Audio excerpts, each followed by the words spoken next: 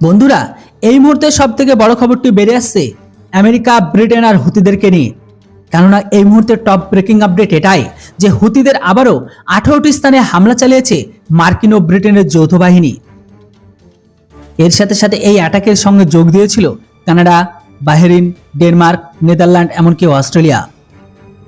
ইয়েমেনে হুতি পরিচালিত আবারও 18টি স্থানকে টার্গেট করে সেখানে হামলা চালিয়েছে মার্কিন যুক্তরাষ্ট্র, ব্রিটেন মিলিত সেনা।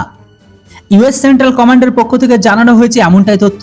তবে এই হামলার সঙ্গ দিয়েছে Australia, Bahrain, Denmark, Netherland, New Zealand ও কানাডা। ব্যবসায়িক জাহাজগুলিকে যে স্থানকে হামলা করা হচ্ছিল সেই সব স্থানগুলিকে নিশানা করার সিদ্ধান্ত নেওয়া হয়েছে এই হামলায়। তবে ইসরায়েলের হামলার প্রতিবাদের জেরে ব্যবসায়িক জাহাজগুলিকে নিশানা করা শুরু করেছিল ইয়েমেনের হুতি বাহিনী, যার মধ্যে মধ্য পশ্চিমের দেশগুলি ব্যবসা বাণিজ্যের ক্ষেত্রে দেখা দিয়েছিল সমস্যা। তাই পাল্টা হামলা করার সিদ্ধান্ত নিয়েছে মার্কিন ও ব্রিটেনের সম্মিলিত এই ফোর্স। শনিবার দিন গলফ অফ এডেনে ছোড়া একটি মিসাইলকে ধ্বংস করা হয়েছে মার্কিন ইউএসএস ম্যাসনের মাধ্যমে।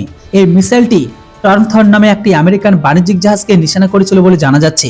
তবে প্যালেস্তাইনিদের উপর হামলার জেরে ইসরায়েলের উপর পাল্টা চাপ বাড়াতে লোহিত সাগরে একের পর এক বাণিজ্যিক জাহাজগুলিতে হামলা চালাচ্ছিল ইয়েমেনের হুতি বাহিনী, যাতে করে ব্যবসা প্রভূত ক্ষতি হচ্ছিল মার্কিন ও ইসরায়েলের।